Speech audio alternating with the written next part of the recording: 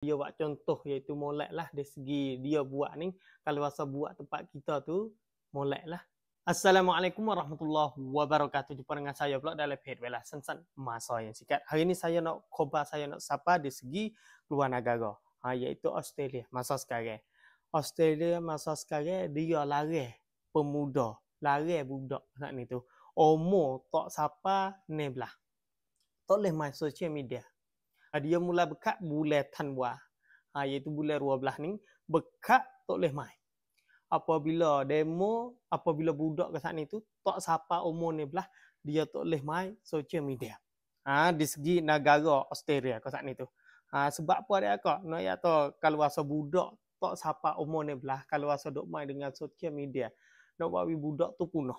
Kaji ye dalam negara demo, tubik lagu tu masa sekarang, tubik kot main, tubik unek-unek, budak tak sapa ni belah tu tak boleh main. Media, social media tu tak boleh main.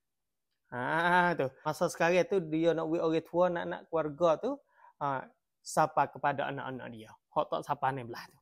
Dia tu seri bergaduh selalu. Masa sekarang, keluarga tu, sapa kepada anak-anak, pakat oyak lah, pakat oyak, pakat sapa kepada anak-anak. Bulan 12 ni tak boleh main social media sebab kerajaan buat tubik unek-unek tak seri main sebab punah kok tu kok ni. Dia ada cara-cara dia.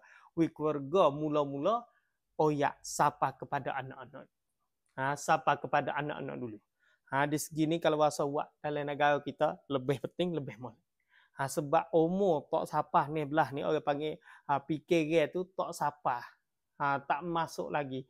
Kalau rasa main social media kat saat ni tu jadi tak molek lagi lah. Di segi dia kaji tu bet. Molek di segi ni. Kalau rasa boleh buat tempat kita ni, alhamdulillah lah. Nak ya tu negara demo orang panggil nak berubah, nak jadi molek. Sebab media, social media, kalau rasa orang tak sapa ni belah ni, dia mai ikut dia mai ikut dia mai tu banyak kena buat punah budak.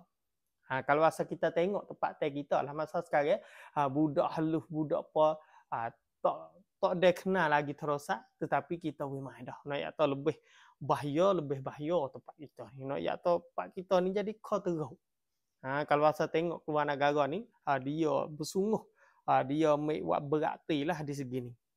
Di segi orang tak sapa ni belah tu tak boleh main social media. Ni saya pun nampak lah di segi ni. Saya pun nak sapa lah, nak kita tahu kata, negara dia buat lagu ni keluar. Saya pun nak tahu lah keluar negara dia buat lagu ni. Unek-unek dia. Untuk nak selamat anak cucu, untuk nak selamat negara dia. Apabila anak cucu selamat, negara pun selamat, negara pun maju.